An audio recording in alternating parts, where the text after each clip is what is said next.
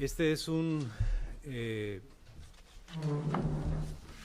breve asomo a lo que pudiera ser todo un seminario asociado a desarrollo bajo en emisiones.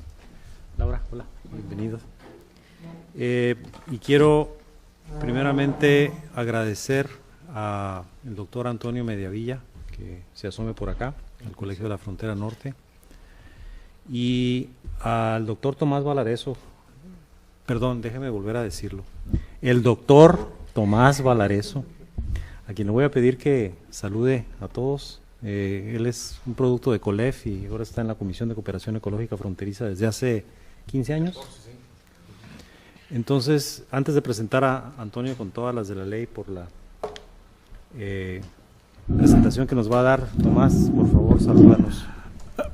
Muchas gracias y siempre honrado de venir aquí a mi escuela, y ahorita tuve el privilegio de platicar con el doctor Ham y darle una sucinta historia de lo que significa ser egresado del Colegio de la Frontera Norte, en tanto el prestigio, las posibilidades que nos abre a los egresados del colegio cuando uno se acerca a los espacios profesionales y se identifica que uno proviene de esta institución. Las cosas son muy diferentes. Son muy diferentes porque el mercado laboral, la competitividad, etcétera, identifica instituciones, y el Colegio de la Frontera Norte es una institución de enorme calidad y prestigio, y que en lo particular a mí me ha servido para incursionar en espacios de responsabilidad de trabajo. Les puedo decir que ya de muy buen nivel, y que la diferencia ha sido el herramientaje que me dio el colegio, y estar aquí y venir a tocar un tema en el que, en esta institución binacional que es la Comisión de Cooperación Ecológica Fronteriza y su agencia hermana, el Banco de Desarrollo de América del Norte, venir al seno de mi escuela acompañando al doctor Antonio Mediavilla, un personaje que ustedes conocerán en ese momento. Es un privilegio, y dejarles entonces el saludo de esta institución binacional que hace esfuerzos por apoyar el mejoramiento del medio ambiente fronterizo. Muchas gracias. Muchas gracias, Tomás. Voy a proceder a presentar entonces al doctor Mediavilla. Antonio, estamos con una sala que pudiera estar mucho más ocupada, pero agarraste a la gente de la maestría en Administración Integral del Ambiente en medio de un apuro, están escribiendo su tesis. Solamente hay dos valerosas futuras maestras en Administración Integral del Ambiente de la Maía que se dieron el tiempo de poder venir para escuchar tu plática, pero déjenme presentarles al doctor Antonio Mediavilla, que estudió su maestría y doctorado en Tecnología Ambiental en el Colegio Imperial de Ciencia, Tecnología y Medicina de Londres, con especialidad en el área de evaluación integrada, aplicación a la gestión de la calidad del aire en megaciudades. El doctor Mediavilla desde octubre de 2011 colabora para World Wildlife Fund como director de desarrollo bajo en emisiones, o LEDs, del proyecto México Low Emissions Development Program, financiado por la Agencia de Asistencia Internacional USAID de Estados Unidos, apoyando principalmente al gobierno federal y a los gobiernos estatales para desarrollar sus respectivas estrategias de desarrollo bajas en emisiones y mitigar eficientemente emisiones de gases de efecto invernadero.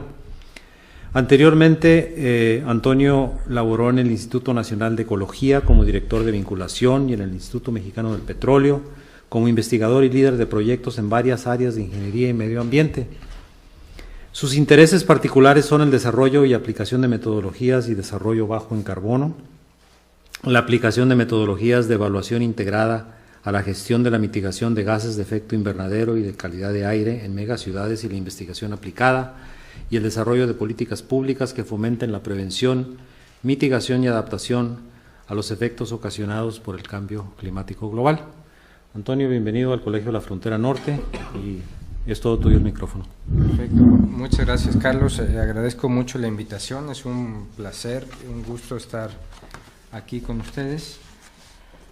Ojalá me inviten más seguido para disfrutar esta vista que tienen por aquí. no quiero echar un rollo demasiado rígido o estricto, entonces si tienen alguna pregunta o alguna duda, interrúmpanme con toda libertad y trataré de ampliarla en la medida de lo posible. Yo había pensado esta plática, Carlos, un poco más quizá en términos de los estudiantes de maestría, pero podemos ajustarlo dependiendo de lo que más les interese de lo que voy a ocurrir en la plática, y puedo abundar en ello sin mayor problema, ¿no? Entonces, pues armé esto un poco de esa forma, un poco didácticamente, para transmitir qué es lo que está haciendo el gobierno federal con el apoyo de este programa para integrar su estrategia de desarrollo baja en emisiones del país, ¿no? Entonces, pues sin más me aviento. Como decía Carlos, el programa está financiado por la Agencia de Desarrollo de Estados Unidos. El objetivo principal, pues, es justamente apoyar al gobierno federal en cómo reducir sus emisiones de gas de efecto invernadero sin que esto afecte su desarrollo no solo económico, sino su desarrollo en toda la medida de la palabra, ¿no? Lo cual no es un tema trivial. Ese es un programa que dura 5 años, recientemente se extendió, llevamos 3, se extendió recientemente 2 más y en esa etapa estamos. Entonces, ¿qué es una estrategia de desarrollo baja en emisiones? Les voy a platicar qué componentes incluye y el avance que se tiene actualmente en aplicar estas metodologías a nivel federal. Como ustedes sabrán, se está replicando un poco este esfuerzo a nivel estatal también, ¿no? Y eso es parte de lo que estamos haciendo aquí el doctor Tomás Valareso y yo en un proyecto que hacemos en conjunto gustosamente con el COLEF, de análisis de reducción de medidas de mitigación y propuestas de política para que el gobierno local implemente. Entonces, ahí pueden ver ustedes el rollo, no lo voy a leer, esta presentación obviamente se las dejo, tiene mucha más información de la que yo voy a mencionar aquí, pero estuvo construida en ese sentido, ¿no? De que sea didáctica y que les pueda ser útil en la medida de lo posible. Entonces, pues esto es un poco lo que ya les comenté. Se trata de hacer que el país siga creciendo económica, socialmente, y crezca más, pero no a costa de seguir emitiendo gases de efecto invernadero y contaminando en general el país, como se hizo pues a partir de la revolución industrial, un poco guardando proporciones. Es como una nueva revolución industrial realmente, ¿no? Cómo seguir produciendo más energía, más recursos, pero contaminando menos, ¿no? Entonces, un poco esta gráfica de intensidad de las emisiones con respecto al PIB, aquí está graficado los kilogramos de CO2 equivalente por peso del PIB. La línea negra simplemente es una linealización de los datos de la línea azul, que son los datos reales. Entonces ahí vemos que México afortunadamente tiene una tendencia a reducir los kilogramos de CO2 emitidos por cada unidad de PIB que se generan. Obviamente esto tiene picos, como todo ciclo económico, pero así a simple vista vamos por el buen camino. Tenemos que apretar el acelerador de cualquier forma para que esta tendencia pues se solidifique, ¿no? Lo mismo ocurre con la intensidad energética, a pesar de que tiene pues distintos ciclos, igualmente en su tendencia general es hacia abajo, ¿no? Eso es lo que buscamos como resultado último de la implementación de la estrategia de desarrollo bajo en emisiones. Entonces, ¿qué componentes tienen estas estrategias? A mí me gusta presentar esto como un ciclo, no es una metodología lineal, sino que se retroalimenta a sí misma y realmente nunca tiene fin, ¿no? Es una cosa que se puede ir mejorando, implementando y mejorando e implementando otra vez y de esa manera cíclicamente, ¿no? Que los resultados de una implementación sirvan para una nueva planeación y así sucesivamente. Entonces, esas 5 etapas, organización de la estrategia, es decir, qué objetivos se buscan a mediano y largo plazo del país, tanto de desarrollo como de mitigación, quiénes son los responsables de implementarla, de desarrollarla, etcétera, es lo que hay que poner primero en la mesa. Después hay que analizar la situación actual, es decir, construir una línea base de emisiones, un diagnóstico general de cómo está la situación tanto de emisiones como económica del país para ver qué es lo que se puede hacer. Justo eso es lo que vamos a hacer en estos días con modelación económica. Análisis de escenarios y medidas a desarrollar es la tercera etapa. Una vez que ya tenemos el diagnóstico, pues entonces sí podemos explorar específicamente qué medidas de mitigación o de adaptación se pueden implementar. No es tan trivial como simplemente en un escritorio decidir, vamos a, por poner un ejemplo, cambiar los calentadores de gas por calentadores solares, ¿no? Hay que hacer un análisis concienzudo y a fondo, pero ese es el tipo de cosas que esperamos que obtener como resultado en la etapa 4, ¿no? Selección de rutas, de medidas y rutas de implementación. Esto tiene que convertirse en políticas que tengan sentido para el Estado y para el país, ¿no? De forma que sean realmente implementables, insisto, que no solo se vean bien en el escritorio, sino que en el mundo real pues se puedan hacer, ¿no? La última etapa del primer ciclo es implementar y monitorear qué tan efectivas fueron las medidas que se seleccionaron, y eso retroalimentar una nueva etapa de planeación, ¿no? Entonces, esto es un poco el mismo asunto que les acabo de comentar con más detalles. Si quieren ustedes después lo pueden leer con calma. Un detalle importante aquí, cuando estamos hablando solo de mitigación, es que normalmente se asocia el concepto de desarrollo bajo en emisiones, o de LED particularmente, ¿no? LED Slow Emission Development Strategies. Cuando a eso le añadimos adaptación, que para países en vías de desarrollo como el nuestro pues es fundamental y quizá más importante la cuestión de la adaptación que la mitigación,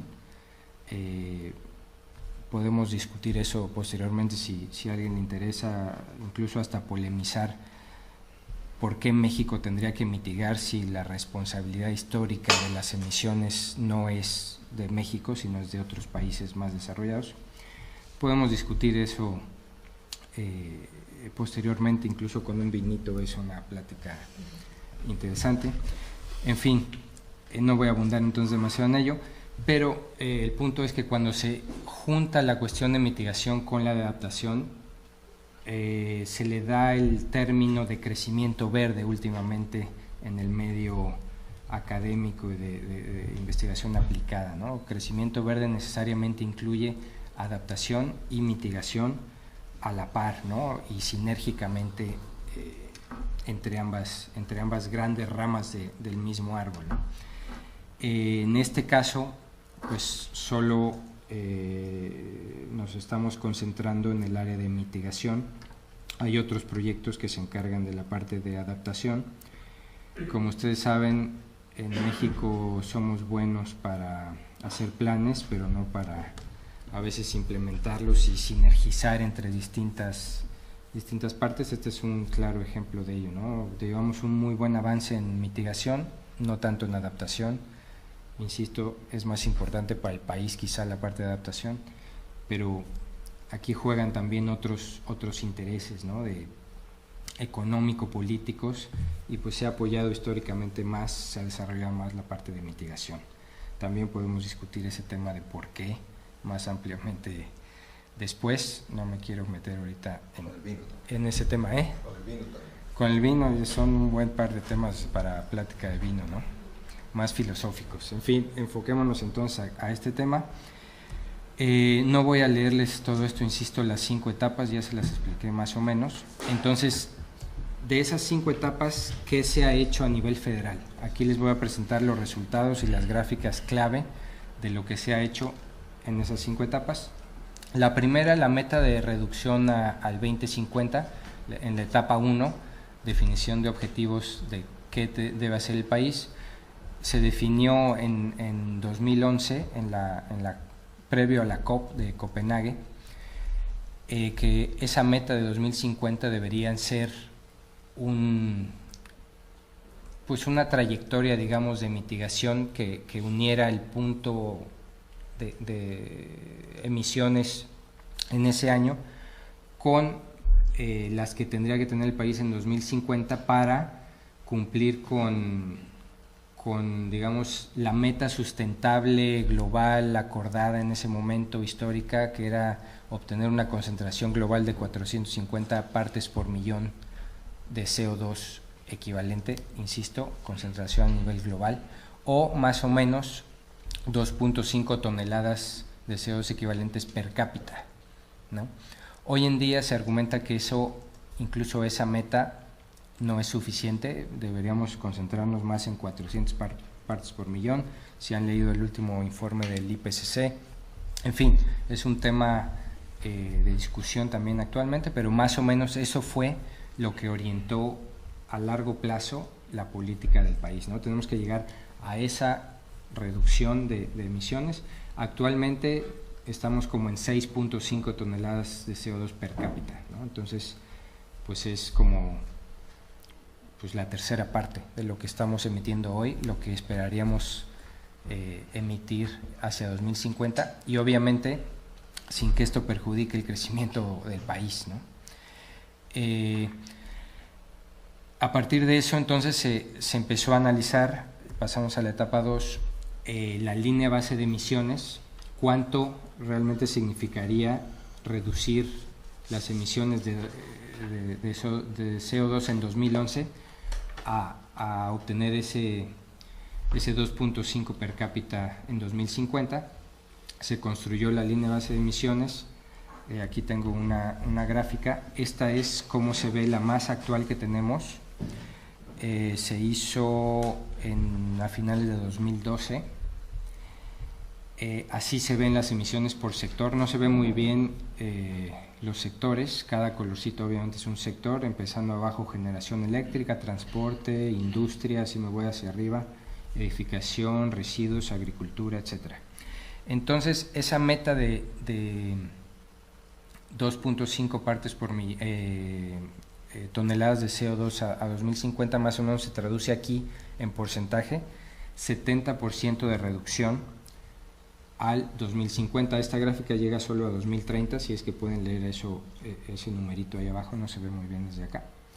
Esto lo podemos seguir proyectando en 2050, y entonces 70% de reducción. En base a esta gráfica analizamos entonces el potencial que tendría el país si se implementaran una serie de tecnologías disponibles tecnológicamente en el día de hoy, digamos, explorando su potencial máximo teórico de mitigación. Para 2020 se estimó que ese potencial era de alrededor del 38%.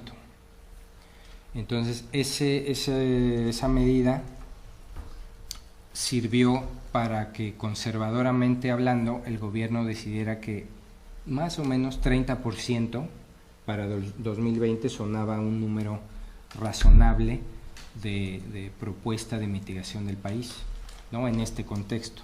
Un poco en esta gráfica pueden ver el detalle de la línea base de 2010 y 2020, cómo cambia de año a año entre sectores, ¿no? El sector principalmente de transporte es pues el disparador un poco de las emisiones. En el status quo, digamos, que no se haga nada, no se implementen medidas de mitigación, pues vamos a estar en niveles de emisiones mucho mayores al que tenemos hoy en día.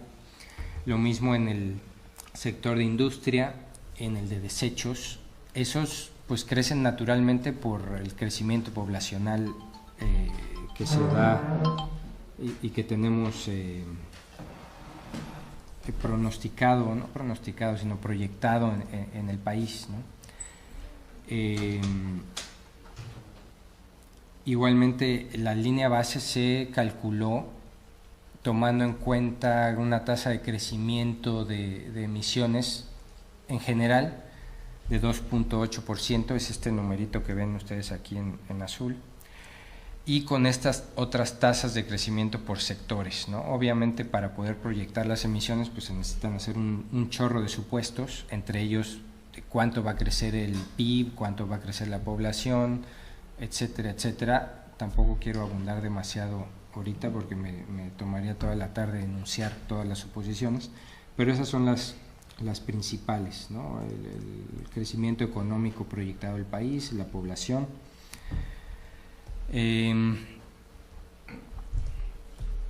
Esto me lo voy a saltar, lo tienen aquí. Una vez que se construyó la línea base, y les decía, se empezó a explorar el potencial teórico máximo de mitigación que podrían tener la implementación de distintas medidas, y se construyó esta curva de costos de abatimiento. No sé si están familiarizados con este concepto. Aquí básicamente se trata de presentar cada una de las tecnologías de mitigación, eso significa cada una de las columnas en esta gráfica, contra el costo de implementación, que es el alto de cada una de las columnas. Puede ser sorpresivo ver costos negativos, entre comillas negativos. Eso significa que las que están hacia la izquierda, abajo del eje horizontal 0, es decir, abajo de esta raya, su implementación produce más dinero que el que cuesta implementarlo, ¿no? Es un balance económico simple de primera vista. Entonces, un poco para empezar a pensar en la ruta de mitigación que debería implementar el país, pues esta parte izquierda de la curva es una buena orientación, ¿no? Tenemos cosas ahí pues nada sorpresivas, como eficiencia en la combustión, cuestiones de cambio de focos incandescentes a LEDs, reducir pérdidas de transmisión eléctrica, cogeneración, eficiencia energética en general, ¿no?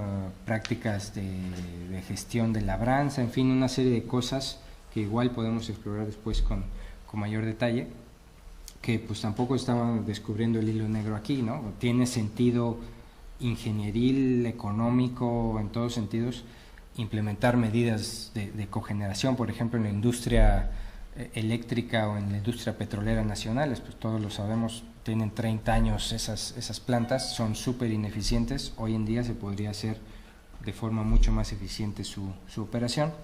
Eso se ve reflejado aquí.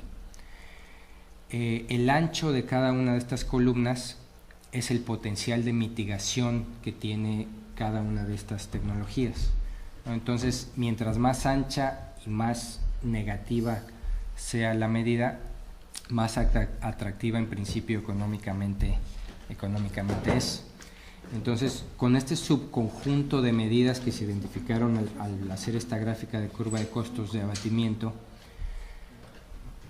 fue agruparlas por sectores y entonces meterlas a un modelo, esta me la voy a saltar, un modelo de equilibrio general computable dinámico, ¿no? Que es un poco convertir esas medidas netamente tecnológicas en paquetes implementables de política que el gobierno puede empezar a analizar y comparar entre ellas para estimar el efecto que tendrían en los empleos, en el Producto Interno Bruto, en una serie de estadísticas económicas, macroeconómicas, nacionales, ¿no?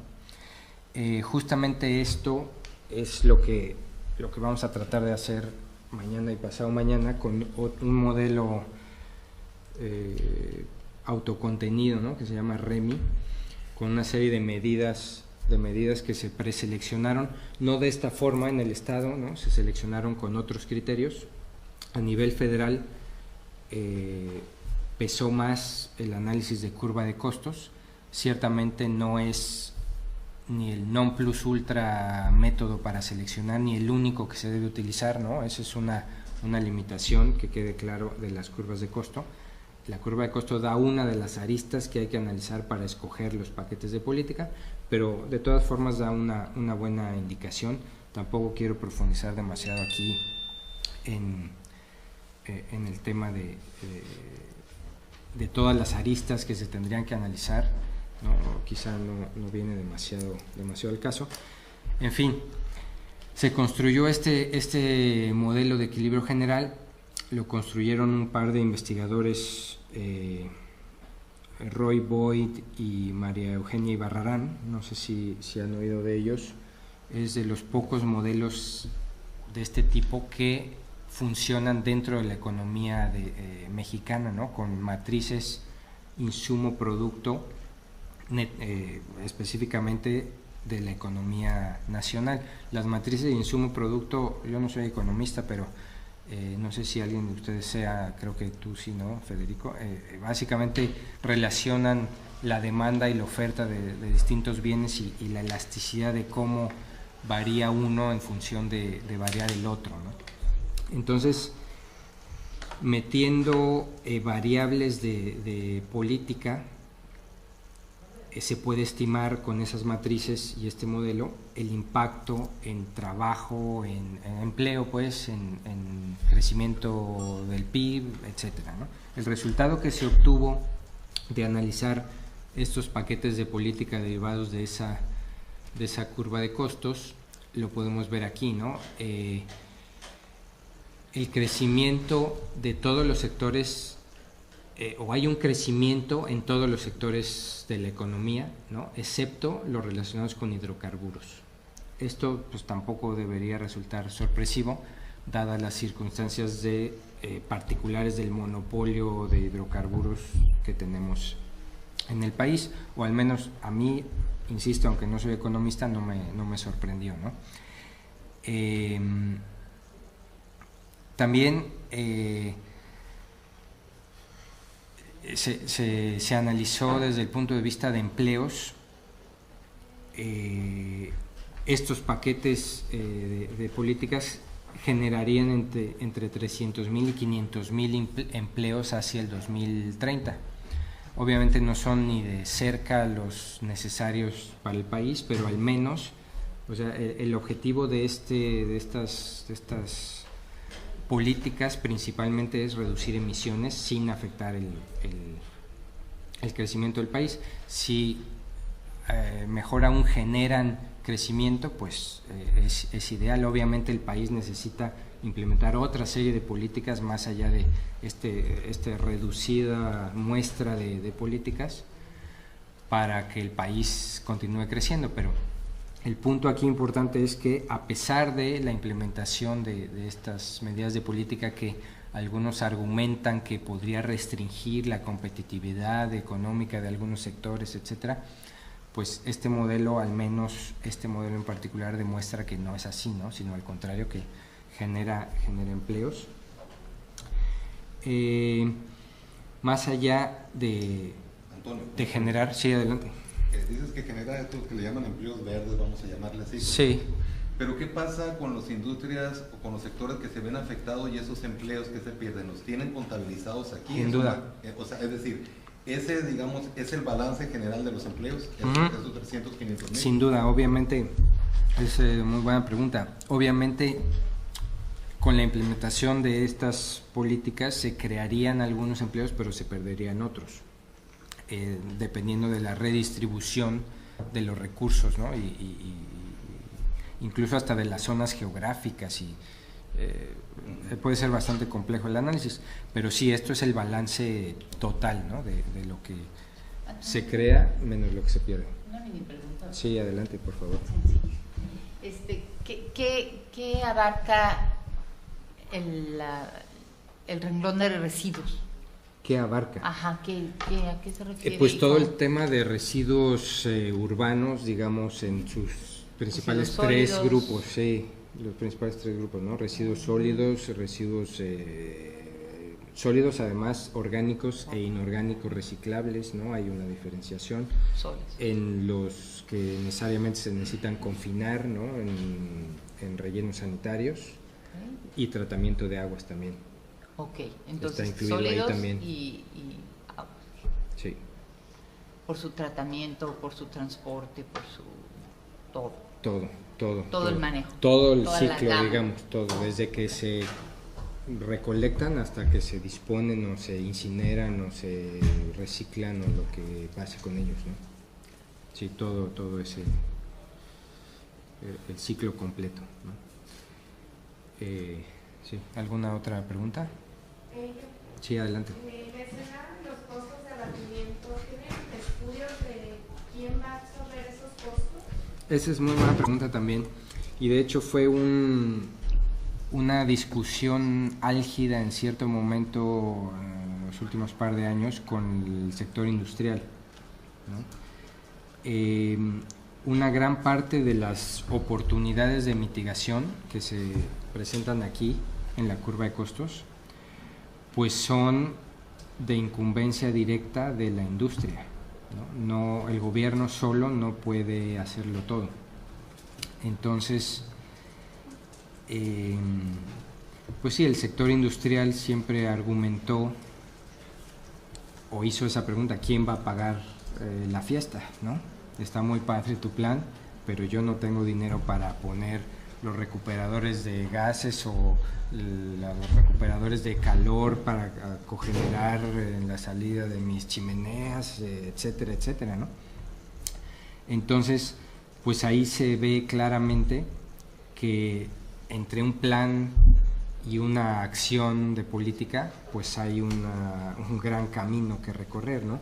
Obviamente, para poder implementar digamos un esquema de eficiencia energética en la industria, pues tiene que ir acoplado con incentivos económicos o fiscales o de alguna forma tal que motiven y induzcan a los industriales, en este caso en particular, a hacer el cambio, ¿no? O sea, hay, por ejemplo, otro muy buen ejemplo, hay millones de bombas de agua que tienen 20 años de edad, ¿no? Que son súper ineficientes, gastan 10 veces más energía eléctrica que una bomba comprada hoy en día. Pero ¿quién va a comprar esas 20 millones de bombas hoy en día? Pues hay que generar un esquema, como por ejemplo, y no porque sea un buen ejemplo, sino simplemente por poner en la mesa un ejemplo, el famoso de los cambios de electrodomésticos que hizo famoso a Fox y las...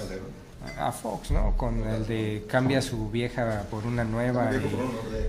Y ese fue luego Calderón, pero Fox empezó con cambia su vieja por una nueva y esas tipo de cosas bien orientadas, bien enfocadas y responsablemente implementadas, pues es una forma de hacerlo, por ejemplo, ¿no? O sea, tú cambias tu refri, yo te doy 5,000 pesos para que cambies tu refri y compras uno que te costó 10,000 en vez de comprar otro que costaría 5,000, que es igual al que tienes, ¿no? Ese tipo de medidas. Sí, pero ahí hay diferencias. Por ejemplo, a veces se implementan las políticas y la paga el mismo organismo operador, Sí, financiado con el ahorro del recurso que vas a generar. No siempre es digamos, el usuario el que pone el costo del cambio, ¿no? sí. De hecho, no debería ser, ¿no? el usuario común el que pague el costo de la mitigación, ¿no? Esa la debería pagar pues el gobierno o al menos que se reduzcan tus cargas fiscales, ¿no? De forma que pues las reorientes para implementar este tipo de medidas, ¿no?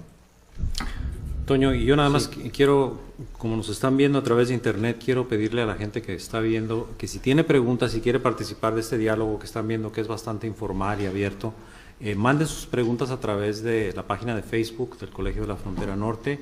Aquí hay gente que está atenta a la página para recibirla, conducirlas a Toño para que podamos seguir este diálogo. Perdón, sí, síguele. perfecto, sí, esa parte no la tengo. Estamos muy clara, modernos ¿no? aquí. Sí, me parece súper bien. Adelante. Entonces, quería comentar esto también.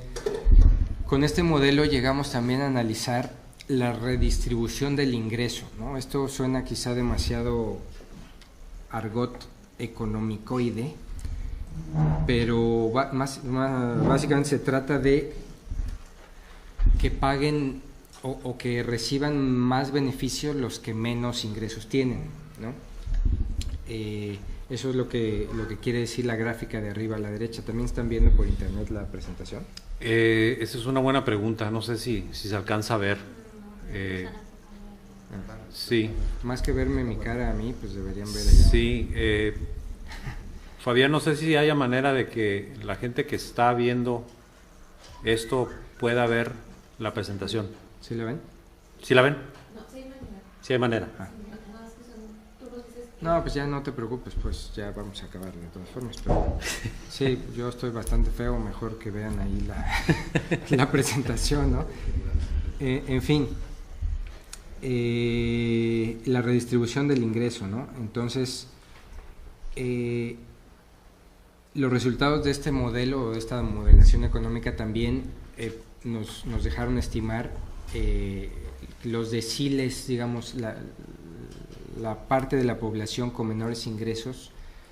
Aquí deciles 1 y 2 se llama en el argot económicoide, le llamo yo, son los que más se benefician o se beneficiarían con los ingresos y los recursos generados por la implementación de estos paquetes de política.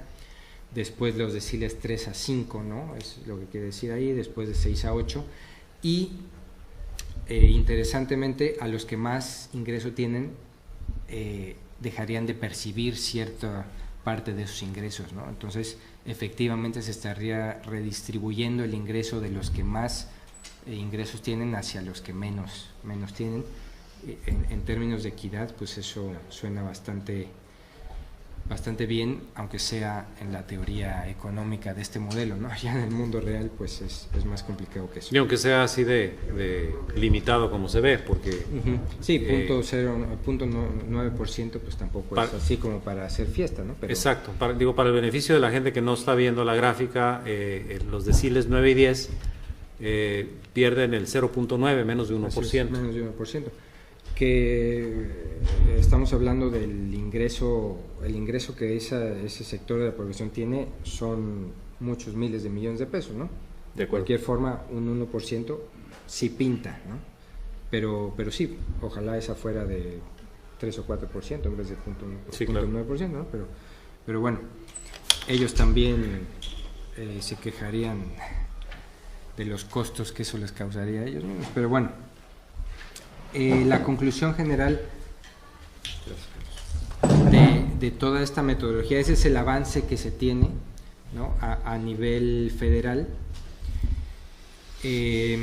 Todo esto, pues hay que traducirlo en políticas, insisto, que se puedan implementar, ¿no? Que sean realistas. Esto necesariamente es el insumo, más no la política, ¿no? Es el insumo con el cual se pueden construir esas políticas. Ya es tarea de, pues, Secretaría de Economía, Hacienda, Presidencia en general, de armar estos paquetes de política de forma que realmente se puedan implementar. Esto simplemente es un ejercicio teórico de un análisis de posibilidades de lo que podría ser el país y hacia dónde podría orientarse el país para seguir creciendo sustentablemente, ¿no? Yo creo que con eso es suficiente, a menos que tengan alguna otra pregunta, duda.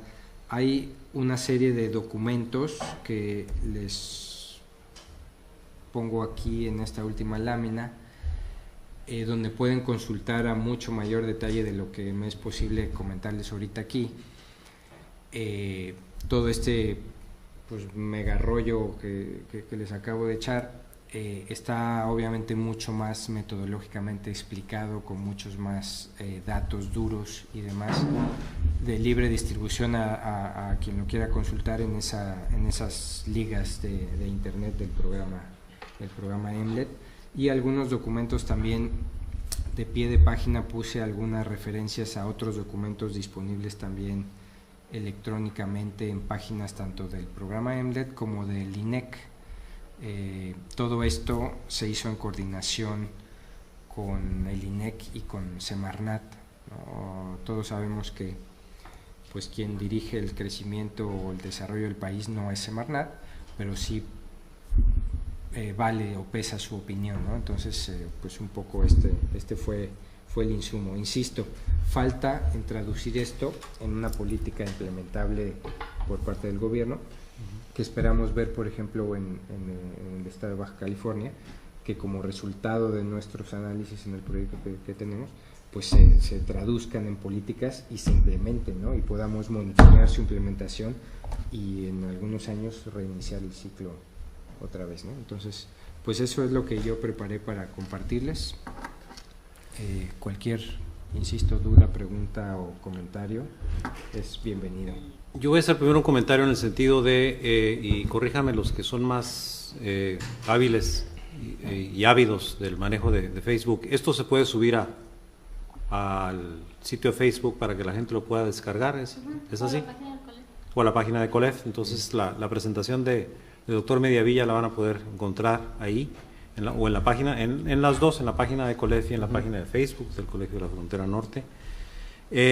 Segundo, lo que yo te diría, Toño, así muy rápido, nada más como para ver si entramos ya en este diálogo, es que en algún momento en tu plática, de manera muy coloquial, comentabas o parafraseabas al sector industrial diciendo, bueno, pues está muy bonita tu plan, pero pues ¿quién va a pagar esta fiesta? O sea, y lo percibía yo en el marco de un diálogo, vamos a llamarle medianamente, para no ser muy triunfalista, medianamente democrático. Hay un marco de ley, hay un país que tiene una serie de leyes, instituciones y demás, y que busca ser partícipe dentro de esta preocupación mundial, global, sobre el calentamiento global. No quiere trastocar instituciones, quiere caminar en un sentido del desarrollo, de que haya mayor beneficio, y no obstante hay ciertas reglas del juego, reglas escritas, reglas no escritas, y entonces ahí se da este diálogo. Y el escéptico dice, no, es que esto ya lo he oído desde hace mucho tiempo, y la realidad es que no avanzamos mucho, ¿no? Es en un extremo, pero en otro extremo circulan de una manera muy libre, y además nos llama la atención encontrar estos razonamientos lógicos sobre cómo es que en efecto la economía es solo un subsistema de un sistema mucho más grande, que es el medio natural, y que la riqueza la produce el medio natural y la transforma la economía. Y cuando ves gente como Manfred Max Neat o Schumacher, o los economistas ecológicos, o incluso los apóstoles ahora del crecimiento verde, dices, caramba, ¿cómo es que podemos seguir evitando no entrar en razón? Pues sí. En medio de estos dos extremos, ¿en dónde te ubicas tú ya a nivel muy personal con tu experiencia? Sí, esa está complicada. ¿Quieres que abra una botella de vino ya? Ya, vamos a darle a ese tema. Sí, o sea, siempre se pueden encontrar excusas, ¿no? Desde mi punto de vista, para no hacer algo. Entonces, perdón.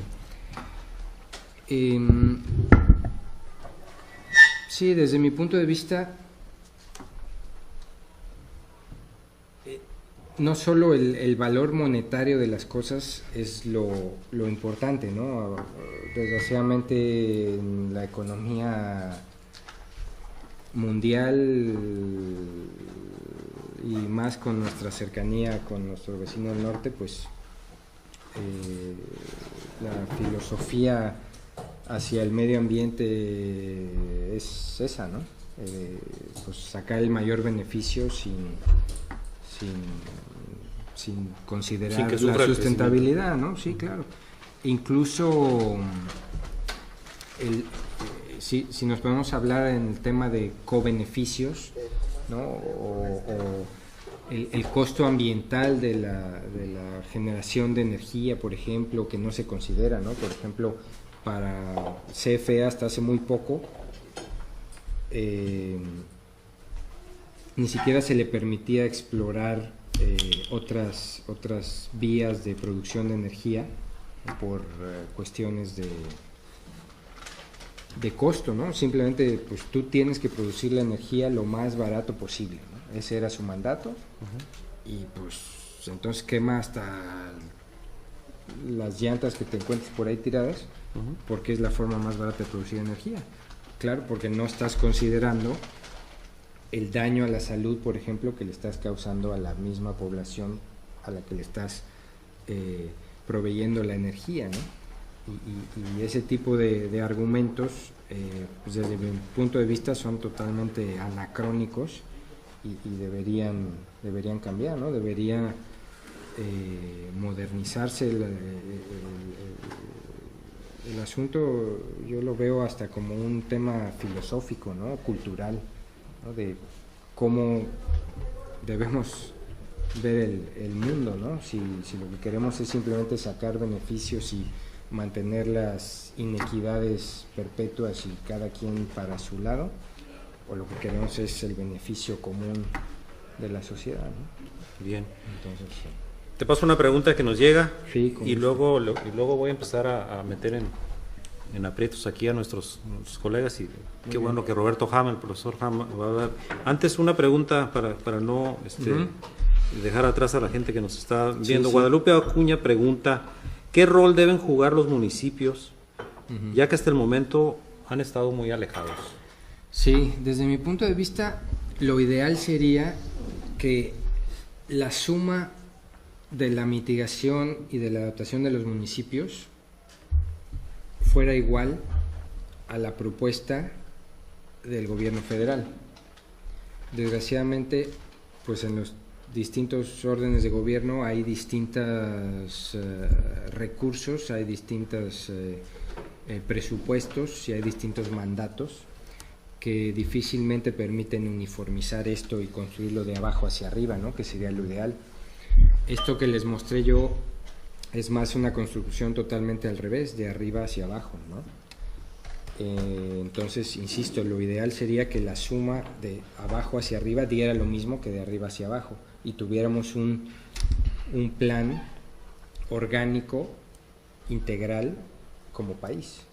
Porque yo recuerdo, incluso voy a agregar un comentario de alguien que le entiende un poquito a esto, el doctor Mario Molina, que decía que el calentamiento global y todas las acciones de mitigación de cambio climático son tan bondadosas que aunque no existiera el cambio climático, sería lógico y conveniente adaptarlas asociadas a reducir contaminación atmosférica, claro. Cuestiones económicas. En efecto, ¿estás de acuerdo en esta apreciación? Sin duda. Que sería quizás lo que los municipios pudieran observar. Pues sí, en cierta medida, aunque insisto, con recursos limitados, pues igualmente es limitado lo que puedes hacer, ¿no? En la realidad,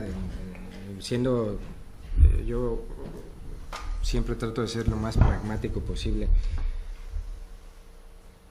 Con los recursos que tienen los municipios, pues está bien difícil que puedan ellos generar un plan de adaptación o de mitigación, ¿no? Que tenga digamos, o que tenga sentido a nivel estatal y menos federal, ¿no? Pero, claro. hay que meterle recursos al asunto para que se puedan hacer, ¿no? Entonces, yo creo que no es justificación para los municipios, pero pues sí es una explicación de cómo y por qué están como están, ¿no? Bien. Roberto. Gracias.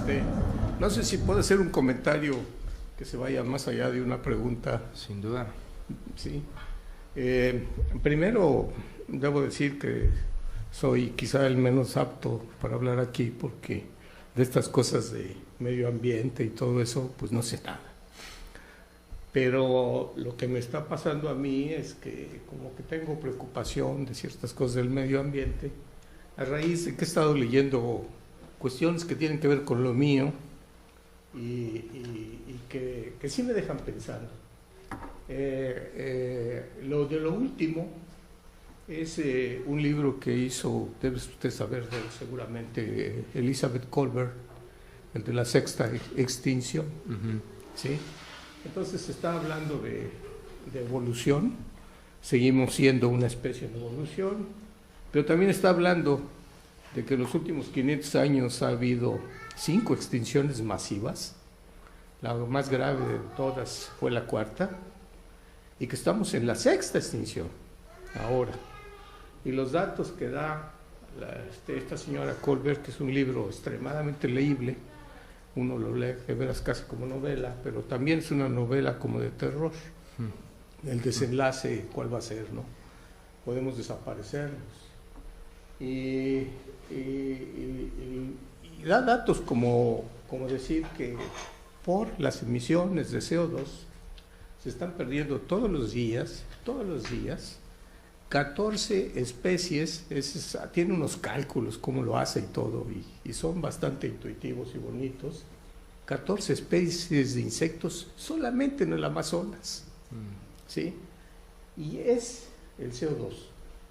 Entonces, yo sin saber más, cuando veo la primera gráfica que nos puso y nos dicen, fíjense qué bien vamos, porque ¿cómo le llamó esto? Las emisiones, la cantidad de emisiones por unidad de PIB están bajando. Ajá. ¿Ok? Bueno, entonces sería bueno que llegara a cero para que cuando aumente el PIB, pues no le haga nada.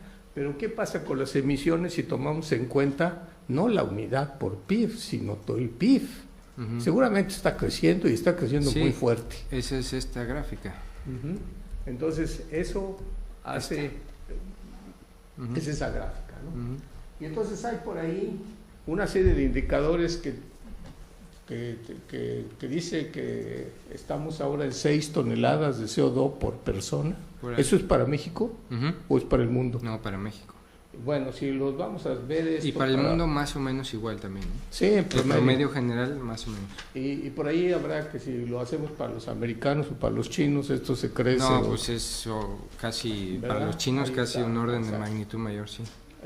Si uno lo multiplica eso por los 1000, por los... Per cápita, ¿no? Pero...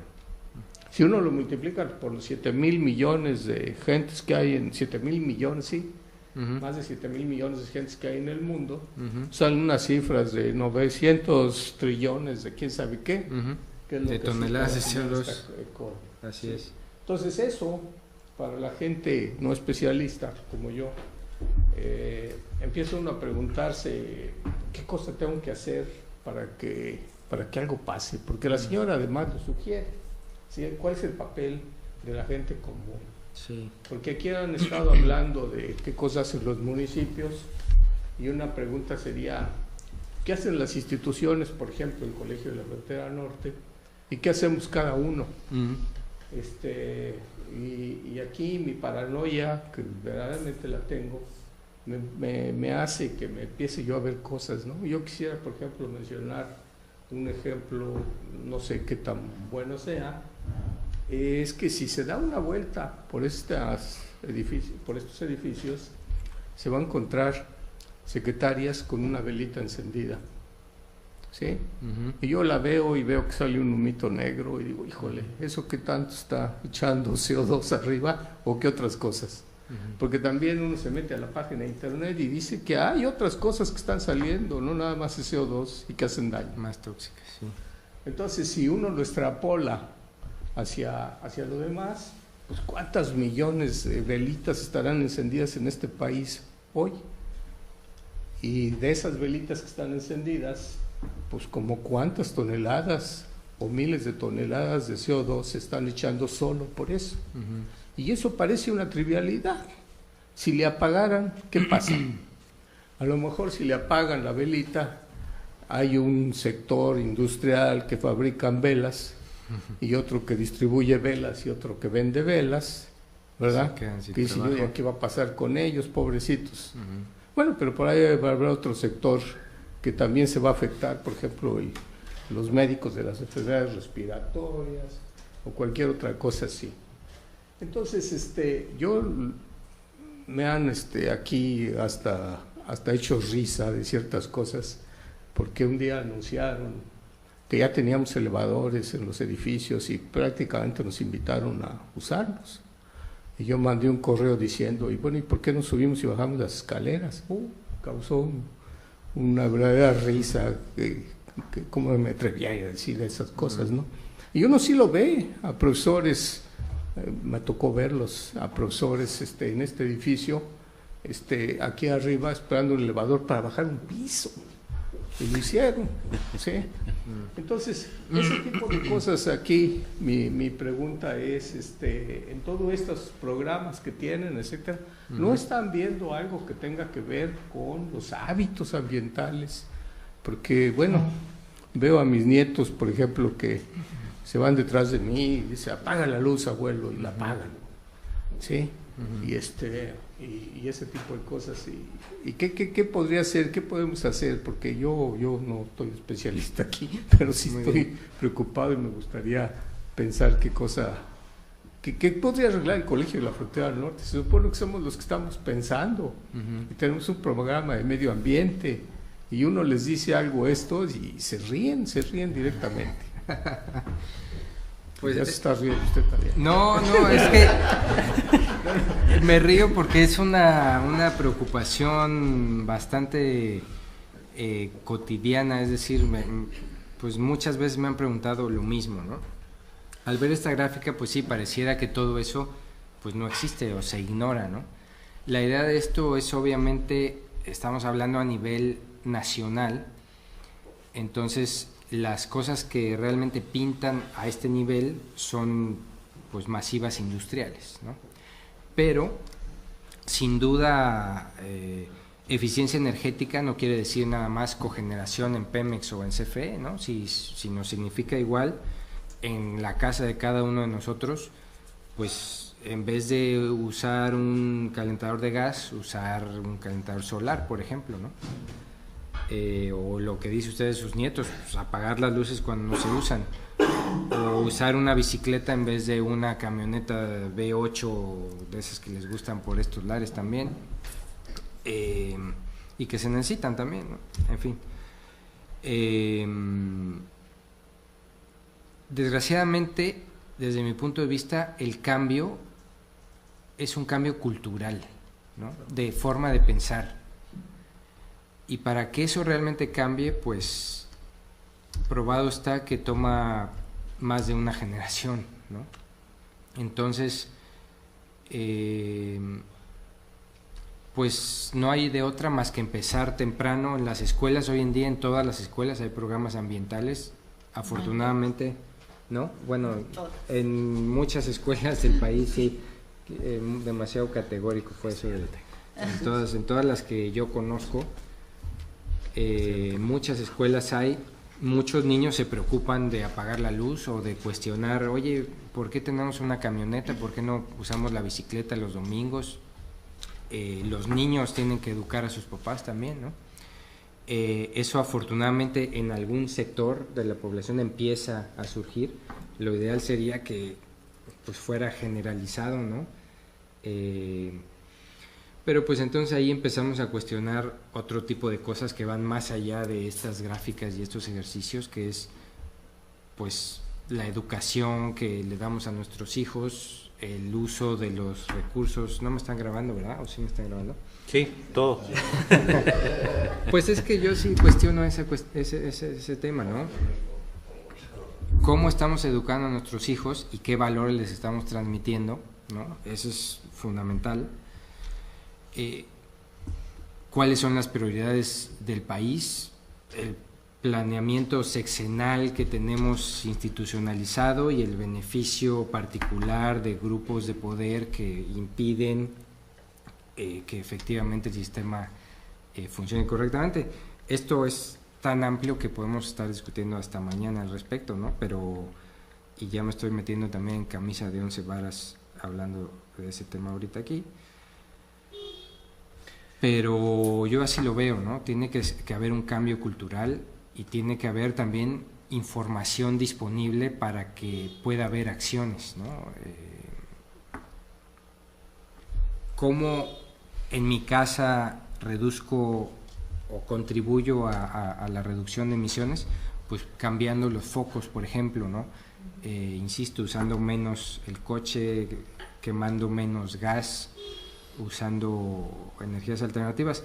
Todo eso pues tiene un costo. No puedo yo ir y formarme en la fila del CONASUP o de lo que sea y que me regalen mi generador eólico doméstico, ¿no? No llegamos a eso todavía, pero pues hacia allá es hacia donde tenemos que ir. Uso de tecnologías que cuestan dinero, ¿no? Tampoco regalan los focos incandescentes y mucho menos los LED, ¿no? Que cuestan más caros casi que una propia bicicleta, ¿no? Si uno quiere un buen LED, pues cuesta 1,000 pesos, ¿no?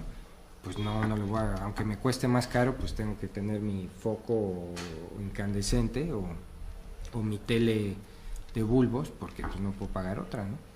Pero sí, pues, ciertamente, insisto, pues depende cómo se utilizan los recursos fiscales, por ejemplo, para pagar qué y qué es lo que queremos como país. Ya no quiero decir más porque, como ven, ese tema me gusta, ¿no? Y puedo ampliar.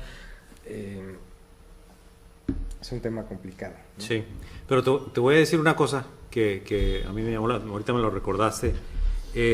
Hace como 5 semanas, Roberto, apareció en el Times de Nueva York una columna de Ted Nordhaus, que es un tipo que está haciendo estudios de estas cosas desde hace muchísimo tiempo, y que es particularmente interesante para Laura Silván, que es una de las pioneras aquí de la educación ambiental en Baja California, en toda la frontera, que estas estrategias, estas tácticas de miedo asociadas a cosas, en cambio climático, mira, la metáfora más vista es el oso polar agarrado de un pedacito de hielo.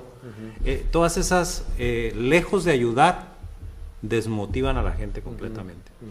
La dejan en un estado de depresión, ya no se puede hacer nada. ¿Qué puedo hacer yo por el oso? ¿Qué puedo hacer yo por el oso o por el resto del planeta? Y entonces lo que empieza a surgir entre los educadores como una estrategia más inteligente es estrategias populares basadas en soluciones que van a funcionar. Que es un poco lo que decía Antonio, es lo que se está buscando hacer, ¿no? Tengo que lanzarte una pregunta, sí. Que va a ser la última pregunta porque nos viene de gente que nos está viendo, de Daniel Vicuña. Antes de pedirle a Tomás que nos hable un poquito de qué estás haciendo en el COLEF otra vez, Tomás, por qué veniste, hablar del PEAC y la visión de la COSEF, ¿no? Daniel Vicuña pregunta, ¿hay un diagnóstico de la capacidad institucional, local y federal para el diseño e implementación de estrategias, de políticas enfocadas a un MLET? Un diagnóstico como tal de las capacidades. No, porque pues cuántos municipios hay. Tenemos, por ejemplo, en esa página de documentos que les compartí, hicimos un análisis, eso sí, de cuántos recursos le invierte cada estado a temas ambientales, ¿no? Y nos inventamos una especie de índice para calificarlos, qué tan verdes son en cuanto a su presupuesto, no qué tanto hablan o qué tanto salen en los medios, sino realmente cuánto de sus recursos le están metiendo a cuestiones verdes, ¿no? Ahí lo pueden consultar, está muy interesante, es lo más cercano que tenemos, al menos que yo conozca, que se acerque a lo que pide Daniel, ¿no? Ok, muy bien, muchas gracias. Bueno, porque no puede ser esto continuar por mucho tiempo sin que abramos una botella de vino. Entonces, quiero decirles que la razón, aparte de poder platicar con todos ustedes, que está aquí Antonio, es porque el día de mañana iniciamos un taller dentro del marco de una cosa que se llama el Plan Estatal de Acción Climática en su segunda fase. Laura Silván es miembro del grupo asesor del PEAC de Baja California, y Tomás Valareso representa a la Comisión de Cooperación Ecológica Fronteriza, quien se echó a cuestas hace cosa de unos 4 años a hacer gestiones para que los estados de la frontera México-Estados Unidos tuvieran un plan estatal de acción climática, y eso de por sí ya es una acción notable, una acción de avanzada. Y yo quisiera, Tomás, que para cerrar esto nos dieras unas palabras de cómo ve la Comisión de Cooperación Ecológica Fronteriza los planes estatales de acción climática, y si el oso polar va a tener hielo dentro de unos años o no. Si vamos a tener osos polares, ¿no? Finalmente. Que por ahí dicen, el mensaje no lo entiendes, los osos polares somos nosotros. ¿Verdad, Roberto? Es verdad, es verdad. Adelante. En alusión a tu pregunta, quiero tocar 2 planos, porque yo creo que es necesario para poder tratar de responder, y además intentaré ser muy breve. Alguien preguntó hace rato que si habría un diagnóstico institucional de las capacidades. Yo creo que efectivamente como un documento formal no, pero hay muchos esfuerzos. Lo que sí es verdad es que el tema del cambio climático, el tema del medio ambiente en general, pero el tema del cambio climático pasa por una renovación de las estructuras de los gobiernos locales. Eso significa que tenemos que atender 4 cosas principales para poder enfrentar el tema del medio ambiente, porque venimos platicando con él y lo hemos visto de cerca y le hemos dado la vuelta durante, por ejemplo, en el colegio, desde que yo pasé aquí la maestría, ya el tema ambiental empezaba a ser un tema central. En general, toma carta de naturalización en las discusiones en todos lados. Sin embargo, ¿qué está pasando en las instituciones que atienden o debieran atender el tema del cambio climático o el medio ambiente en general a nivel de gobiernos locales? Está sucediendo, y bueno, lo voy a generalizar, pero me lo atrevo a decir porque tuve que hacer un trabajo alrededor de esto, que nuestros gobiernos locales, nuestras instituciones, digo gobiernos locales y digo estatales, pero al mismo tiempo y sobre todo municipales, tienen que entrarle al tema de la especialización. El tema ambiental ya no puede ser tocado simplemente por el que le interesa, tiene que ya ser tocado profesionalmente. Entonces, esa especialización. Luego, tenemos que darnos a la tarea de la innovación, es decir, la construcción de espacios institucionales que atiendan el tema, porque tampoco es voluntad política, o no necesariamente es solo voluntad política, tiene que haber las estructuras que conformen estos gobiernos locales. Tiene que haber, en tanto lo complejo y la necesidad de toma de decisiones a veces muy rápidas, descentralización. Y al último, y no porque sea más importante, ojo, no porque sea más importante de los que he dicho anteriormente, pero muy importante, la participación ciudadana. Con estos 4 elementos, creo que podemos construir instituciones, sobre todo los gobiernos locales, que atiendan el tema. Aquella frase de lo local es lo global es verdaderamente cierto. Atender el tema ambiental y particularmente cambio climático tiene que pasar por una reconstrucción de nuestras instituciones. Hablamos todavía de las direcciones de desarrollo urbano y ecología.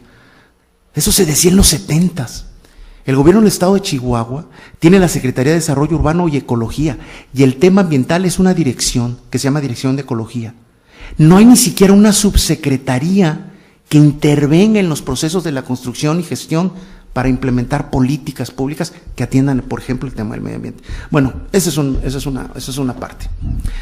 El otro plano que quería tocar era, y por si alguien nos está escuchando ahí antes decíamos las ondas hertzianas, ustedes no son de esa generación, yo soy, ahora es internet.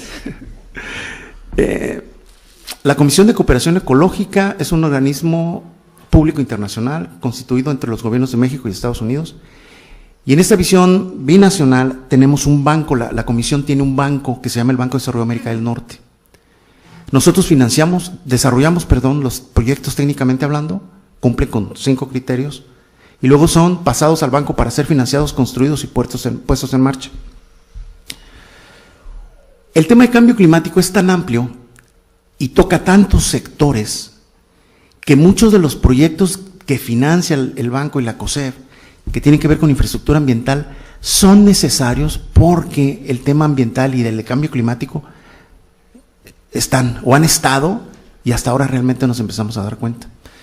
Entonces, frente a esta realidad que de repente nos pegó a todos, la COSEF inició, lo primero que teníamos que hacer era, bueno, ¿cuánto estamos emitiendo de gases de efecto invernadero en la frontera? Entonces, empezamos a financiar la construcción de los inventarios de gases de efecto invernadero de los 6 estados mexicanos. Algunos estados ya habían avanzado, entre ellos Baja California y Nuevo León. Pero los inventarios no eran solamente necesarios, sino eran simplemente la línea base. Necesitamos pasar a esta segunda etapa que estamos construyendo, que le llamamos la etapa de cuantificación, para saber cuánto cuesta implementar esas políticas públicas que tienen que o están queriendo atender temas de mitigación para reducir gases de efecto invernadero. Y entonces, en esa aspiración estamos en Baja California y próximamente en Coahuila, y el Colegio de la Frontera Norte está siendo ¿qué está haciendo el Colegio de la Frontera Norte en el tema? Decía el doctor Ham. En este momento está sirviendo como la interfase de conexión entre el gobierno del estado, un consultor estadounidense, para poder desarrollar este documento a través de una metodología, etcétera. Muy complicado ha sido el proceso.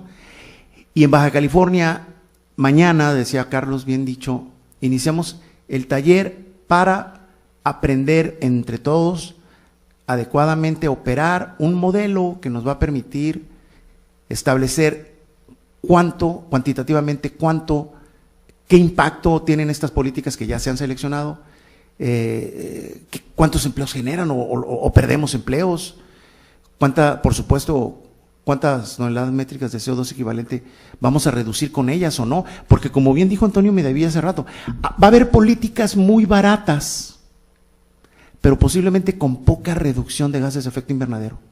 Pero en tanto baratas y entre comillas fácilmente o más fácilmente implementables que otras, pues vale la pena, porque habrá otras políticas que serán muy efectivas, muy eficientes en reducción de gases de efecto invernadero, pero extremadamente caras y adicionalmente muy complicadas de implementar. Es factible que esas no las podamos implementar.